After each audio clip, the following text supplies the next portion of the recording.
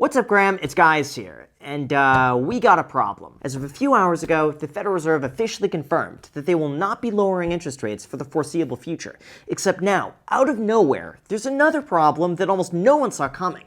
Private credit default rates are rising fast. Reports show that interest rates are suddenly expected to move even higher in the next 3 months, at the same time that searches for "can't sell a house" hit an all-time record. And if that wasn't bad enough, tomatoes now taste like popcorn. Okay, in all seriousness, with the economy now at risk of a global recession, we need to talk about exactly what's happening, what the Federal Reserve just said, the impact this is about to have on everything money, and then finally, what this means for you watching. Because these next few weeks will determine whether or not this is a temporary scare or the start of something much bigger that no one's prepared for. Although before we start, as usual, if you appreciate the last-minute breaking news videos like this, it would mean the world to me if you hit the like button or subscribed if you haven't done that already. Seriously, if you've never hit the like button before, it's totally free. It takes you a split second, and as a thank you for doing that, here's a picture of a capybara. So thanks so much, and also big thank you to Gemini for sponsoring this video, but more on that later. Alright, so in terms of where all this starts, we need to talk about the absolute boogeyman of the economy, and that would be gas prices. See, here's the reality. Like it or not, our entire economy is dictated by the price of oil. And even though that sounds dramatic, the more oil goes up, the more expensive everything else becomes. Like, think of it this way. Your groceries, your Amazon packages, the plane you fly on, the fertilizer that grows food, every single one of those items used oil. And if that sounds impossible, remember, trucks run on diesel, ships run on fuel, farms use oil-based products, plastics are made from petroleum, manufacturing uses energy. So when the price of oil goes up, literally everything else rises alongside with it. In fact, according to Federal Reserve research, a 10% increase in the price of oil raises the energy CPI by roughly 1.5% immediately. And then what happens from there? Well, it's a chain reaction, because businesses see their margins squeezed, so they have to raise prices. Consumers then spend more, which leads them with less money left over for everything else. And as this continues, inflation returns and everything goes to Okay, here's the biggest concern. As of a few days ago, it was reported that February's inflation came in at 2.4%. Except, this measured a time before oil prices saw their largest increase since 2022. And if oil remains above $100 a barrel, we could soon see inflation hit 3.5% faster than a lot of people expect. For example, the national average for a gallon of gas jumped from $2.81 in January to $3.21 last week to $3.53 this week, which is a 10% increase in just 7 days. And if this trend continues, analysts warn that our current oil closure could become 3 times the severity of the Arab oil embargo of the 1970s, when the markets fell almost 45%. This is why the Federal Reserve is really in an impossible position, because on the one hand, the job market is softening, the economy is weakening, and personal savings is declining, which would benefit from lower rates. But on the other hand, oil is surging, prices are rising, and inflation might quickly return, which would require the Federal Reserve to raise interest rates so that everything doesn't get out of control. Essentially, this is the latest stagflation crisis that so many people were worried about. This occurs when inflation remains high during a time that unemployment increases, and current conditions could be the perfect storm for this to actually take place. So what does this mean for the stock market? You know, here's what's funny. A few months ago, I mentioned how interesting it was that not a single analyst forecasted that the stock market would end the year negative. Like back then, every single expectation was that the stock market would continue to skyrocket higher, with estimates for the S&P 500 ranging between 7,100 to 8,100 by the end of the year. But guess what? You want to know the last time every expert was unanimously bullish? 2008, right before the market fell 40%. And again in 2001, before the markets fell another 13%. Yeah, seriously. Anyway, I mention this because so far, the S&P 500 is trading about 5% from its all-time high. And even though there's certainly potential for it to continue falling further, at this point it's important to remember that pullbacks like this are extremely common. In fact, this typically happens on average 3 times a year, and 10% drops happen on average every 18 months. Even 20% drops happen every 4 years or so, basically implying that what we're seeing right now isn't anything unusual. Of course, in terms of what's causing this specific stock market sell-off, it's really just a combination of geopolitical uncertainty, rising oil prices, heightened inflation expectations, and a lot of political uncertainty, basically turning itself into a perfect storm, especially with the stock market already coming off of record highs. However, here's where things start looking a lot more optimistic. The Carson Group compiled 40 major geopolitical events over the last 85 years, and they found that on average, the S&P 500 loses only about 0.9% in the first month after an event, but then rises 3.4% over the following 6 months. Or as Ryan Detrick puts it, historically, what in the near term seems like a geopolitical crisis tends to be largely resolved from a market perspective over the ensuing 6 months. Basically, the market's not reacting negatively to the Federal Reserve pausing rate cuts, since that's been largely priced in for the last few weeks. Instead, it just comes down to uncertainty. Uncertainty with how high can oil prices stay for how long? Does the situation get worse? And are there any other repercussions throughout the economy that could bite us in the butt? Now, if you believe that the United States and the entire global economy are irreparably damaged from a 5-week conflict, then yes, absolutely, we could go down from here.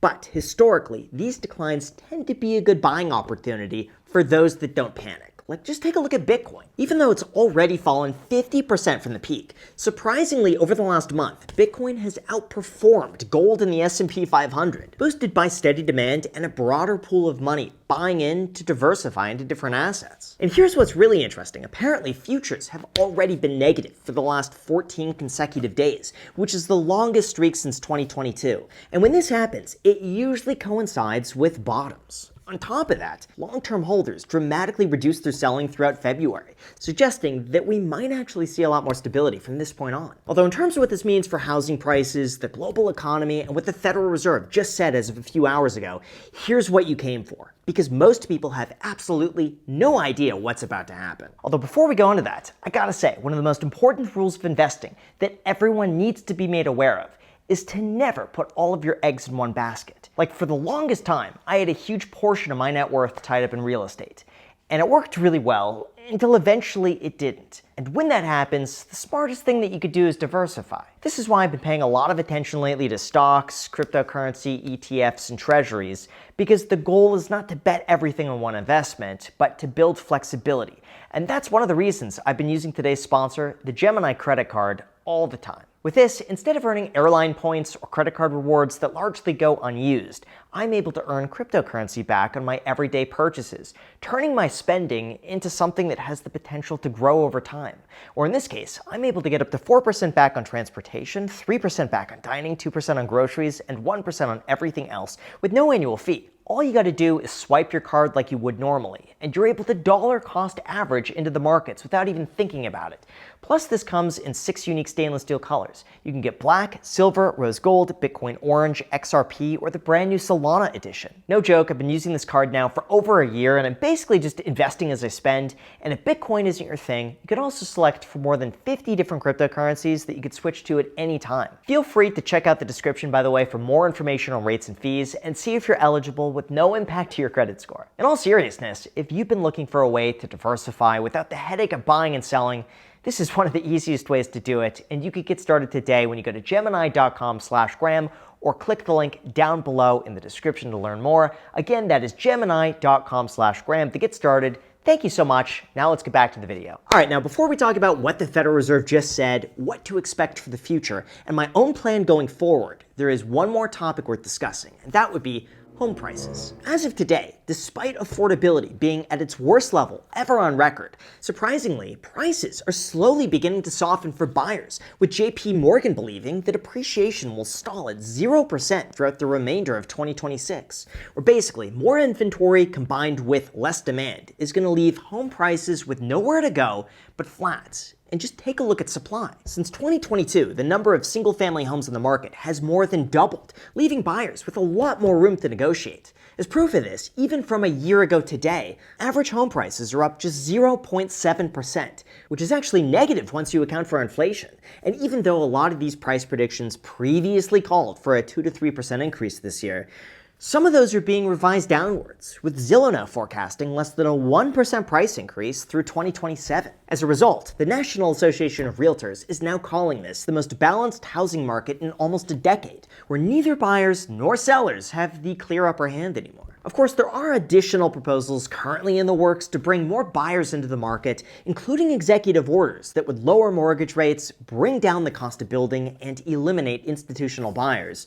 But I'll tell you, as someone who's been involved in real estate since 2008, I don't think any of these are going to have a lasting effect whatsoever. And in terms of what to expect long term, here's just what I'm seeing. People who bought in 2022 and 3 are beginning to realize that those prices aren't coming back overnight.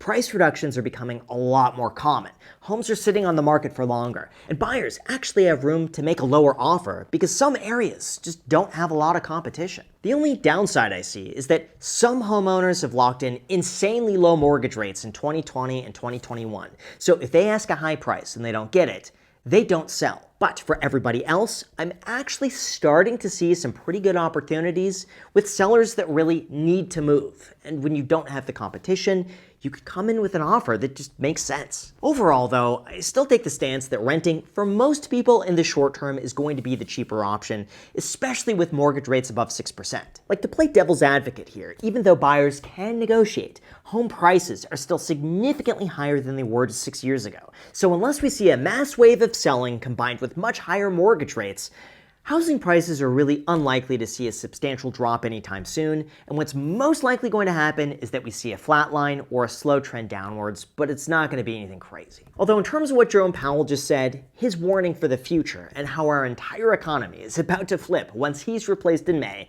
here is what you need to know. First of all, like I mentioned earlier, the Federal Reserve has chosen to pause interest rate cuts for the foreseeable future, all because of the risk of returning inflation thanks to higher oil prices. Now, even though there is a chance the entire situation resolves and oil prices come down just as quickly, it's too early to tell. And for that reason, the Federal Reserve is choosing to wait and see until they get more data, which is reasonably gonna probably take them another few months. Obviously, this runs counter to Trump's demands after repeatedly calling Jerome Powell a numbskull, lazy, stupid, and a major loser. But the reality is, we're probably not gonna see any more rate cuts until either the new Fed chair Kevin Warsh starts his term, or we have an economic collapse that demands a rate cut as soon as possible. This is also reinforced by the fact that just last week, a federal judge quashed all criminal subpoenas against Jerome Powell, while writing that the government served these subpoenas on the board to pressure its chair into voting for lower interest rates or resigning, and that the justifications were so thin and unsubstantiated. The judge even said that the dominant purpose of the whole thing appeared to be to harass and pressure Powell either to yield to the president or to resign and make way for a Fed chair who will. But now with that out of the way, the Fed has a clear path forward without any external interruption. The second, to complicate these matters even further, one senator has been blocking the confirmation of the next Fed chair, Kevin Warsh, who's scheduled to replace Jerome Powell in May.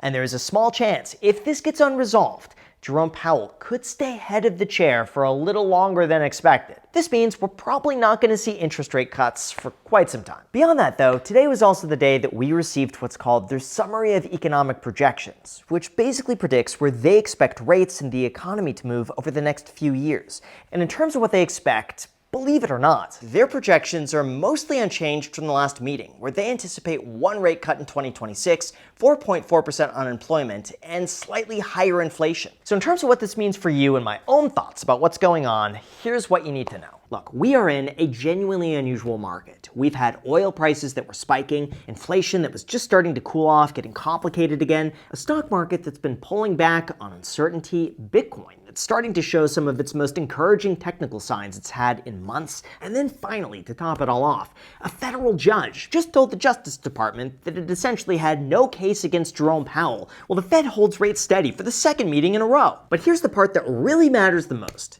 Investors keep coming back to uncertainty. And uncertainty, by definition, is just going to be temporary. Eventually, the overseas conflict is going to resolve one way or another. Oil prices are eventually going to come back down. Inflation data will catch up to the new reality. And once those things happen, historically, the assets that got beaten up the most will begin to recover. That's why I'm really not doing anything differently except just buying long term. And if anything, I'm actually investing a little bit more lately while the market's down. Like, I've been heavily investing in a Bitcoin ETF since it hit 60K. I'm investing a little more into international index funds than I was like a few months ago, just because they got hit pretty hard. Does that mean they can't go down further? Absolutely not. But at this point, I'm a little more aggressive the more the market falls. I know it sounds boring. I know I say literally the same thing in every single video, But consistency is key, and if you just stick with the plan long term and do nothing else, in a few decades from now, you should hopefully be pretty rich. I've just been preaching this consistently since 2017, through COVID, through the interest rate hikes, through the tariff hikes, and consistently it's worked. Really, the way I see it, the biggest risk here isn't owning the market, it's just missing out on some of the best days when it eventually recovers. Plus, history has shown us that historically, the best days often come right after the worst days, which, hey, seems to be right around now. But then again, what do I know? I'm just a random dude making YouTube videos in a half-converted garage. So if you agree or disagree with me, let me know down below in the comments, and I will do my best to read and reply to as many of you as I can.